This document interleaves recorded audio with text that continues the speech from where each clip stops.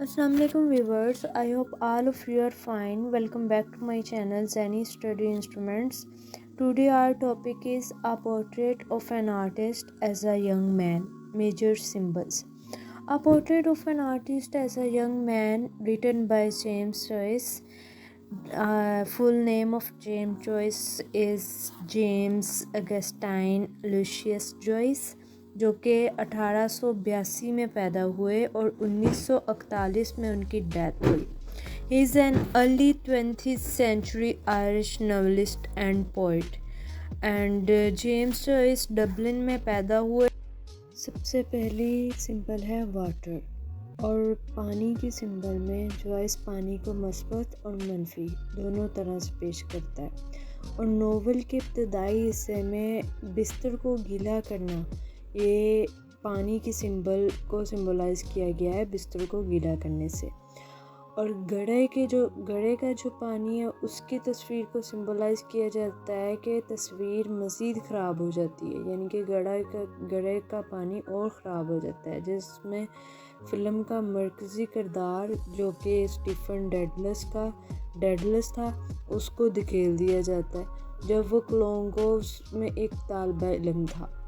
اور لٹریری میں پانی عام طور پر پیدائش یا پھر دوبارہ سے جنم کو سمبلائز کرتا ہے، یعنی کہ کسی چیز کی پیدائش ہونا یا پھر دوبارہ سے اس کی پیدائش ہونا، اس چیز کو سمبلائز کرتا ہے پانی. سمبل برڈس یعنی کہ پل جو اس کے لیے اتنے ہی امپورٹنٹ ہیں جتنا کہ پانی.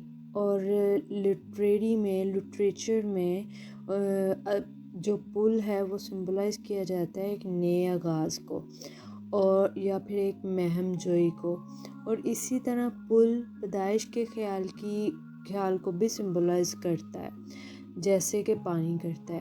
اسٹیفن کو اکثر پل عبور کرتے دیکھا جاتا ہے جب اس کے پاس کوئی نئی بصیرت آتی تھی تب. اور ایسی ایک مثال پرندوں والی لڑکی پر ہونے سے پہلے کی ہے. Portrait of an artist as a young man. Third example symbols birds. پرندوں کو اکثر لٹریچر میں پرواز، فراڈ سے لے کر بڑھتے ہوئے جذبے، روحانیت تک ہر چیز سے سمبلائز کیا جاتا ہے، ہر چیز کی علامت کے لیے استعمال کیا جاتا ہے. واضح طور پر جوائس نے یہ تینوں معنی، مطلب کہ پرواز، بڑھتے ہوئے جذبے، روحانیت، ان تینوں معنی کو مختلف مراحل پر ناول میں استعمال کیا ہے جس سے اسٹیفن ترقی کرتا ہے. اور کتاب میں کرداروں کی شناخت اکثر پرندوں کے حوالے سے ہی کی جاتی ہے. مطلب کہ مثال کے طور پر وینسڈ ہیروئن اور سمندر میں گھومنے والی لڑکی، ان دونوں کریکٹرز کو پرندوں کے حوالے سے ہی سمبلائز کیا جاتا ہے.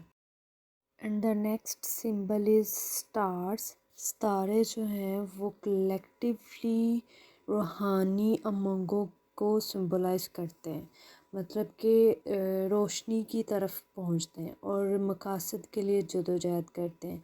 اور اس ناول میں اسٹیفن ڈیڈلس جو کہ اپنے فنکار کے ذہن کے ساتھ شاعر پی بی شیلے کی اس لائن میں داخل ہوتا ہے یا اس لائن کو پڑھتا ہے جس میں وہ پی بی شیلے روشن ستارے کی روشنی کا ذکر کرتے ہیں. اور ایک اور اہم منظر میں اسٹیفن کھڑا ہے اور ویڈنگ گرل کے جانے کے بعد ستاروں کو باہر آتے دیکھتا ہے. یہ لمحہ ان کے فنی وجود کا سنگم ہوتا ہے. A portrait of an artist as a young man کی last symbol green and maroon colour. Stephen اس ناول میں سبز اور میرون دو رنگوں کو اپنی حکمرانی، ڈینٹ اور آئرش مزاحمت کے دو رہنماؤں چارلس پارنیل اور مائیکل ڈیوڈ کے ساتھ جوڑتا ہے. پارنیل کی موت کے بعد ایک خواب میں اسٹیفن ڈینٹ کو سبز اور میرون لباس میں ملبوس دیکھتا ہے. جب آئرش لوگ اپنے گرے ہوئے لیڈر کا ماتم کر رہے ہوتے ہیں، مطلب کہ پارنل کی موت کا ماتم کر رہے ہوتے ہیں، تو تب یہ نقطہ نظر اس بات کی نشاندہی کرتا ہے کہ اسٹیفن دو رنگوں کو آئرش سیاست کے طریقے سے جوڑتا ہے۔